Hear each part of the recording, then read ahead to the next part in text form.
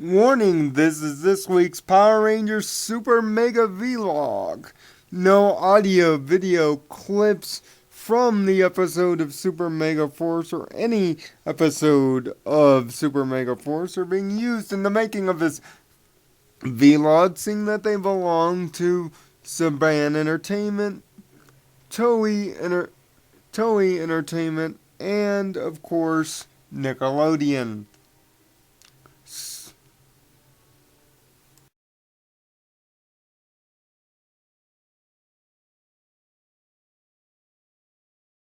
Just got done watching episode 2 of Power Rangers Super Mega Force, and it looks like my theory from last week was virtually confirmed, seeing that the Rangers and their legendary Megazord can use the Zords from the previous season. This week, they mastered S.P.D's power completely and was able to use the skills of the Delta Runners to help with this week's problem of the week, a missile attack, which is actually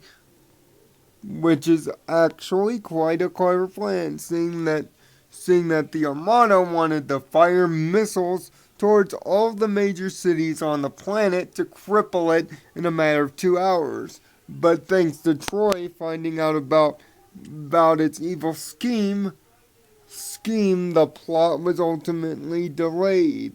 But the Armada didn't go down that easy, sending dozens upon dozens of the foot soldiers of this season, which are called X-Borgs. I didn't mention that last week because I didn't know the name of them, to fight Troy and the other Rangers to buy time. Also, it looks like the legendary mode also gives them access to the Japanese versions of Sentai as well. I don't know what exactly the Sentai being used for the new power that was being displayed here is called, so maybe someone on YouTube can help me out with the exact Sentai that's being used in this legendary mode. But the noted aspects is one of them uses brooms, which leads me to believe that it could be the Japanese version of Mystic Force known as Magi Ranger in Japan. But that's just a theory of mine, and I'm hoping that one of you on YouTube that's Power Ranger knowledgeable about Super Sentai can help me get the exact Sentai. If you do, I'll give you a shout out next week when we talk episode 3.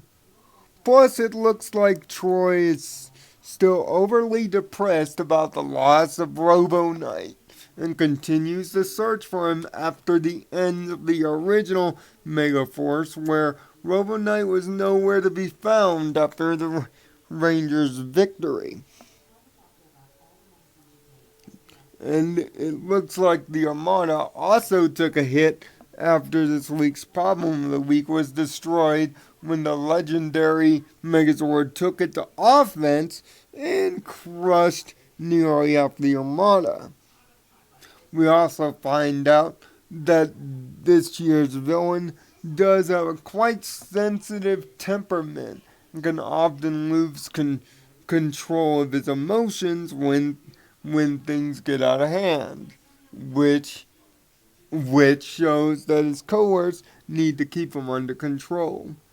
It looks like as the Earth is rebuilding from the invasion at the start of the season, that Jake and Emma have decided to take up jobs in the rebuilding effort for Ernie's brain freeze.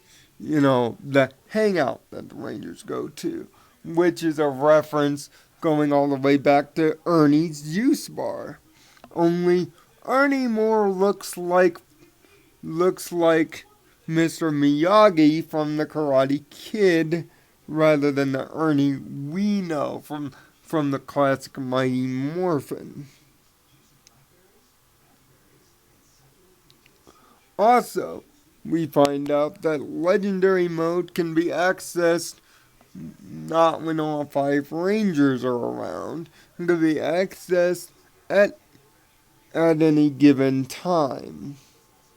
Plus, Tetsu built up a database of all the previous Ranger seasons and powers for Noah to exposit and learn about the legendary Rangers of the past. Something he almost got caught doing by the science teacher, Mr. Brinkley, but comes up with a deserted title.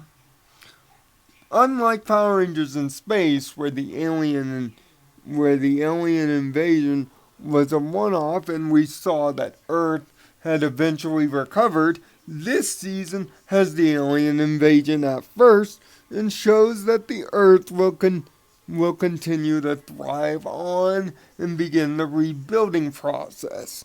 Thus, the title of this week's episode, Earth Fights Back, which is only referenced in the last 5 minutes.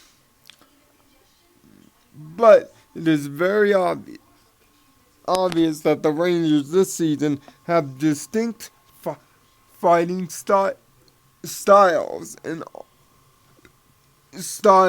have learned to fight the Pacific ways. Emma likes using blasters, while Gia likes mixing it up a bit.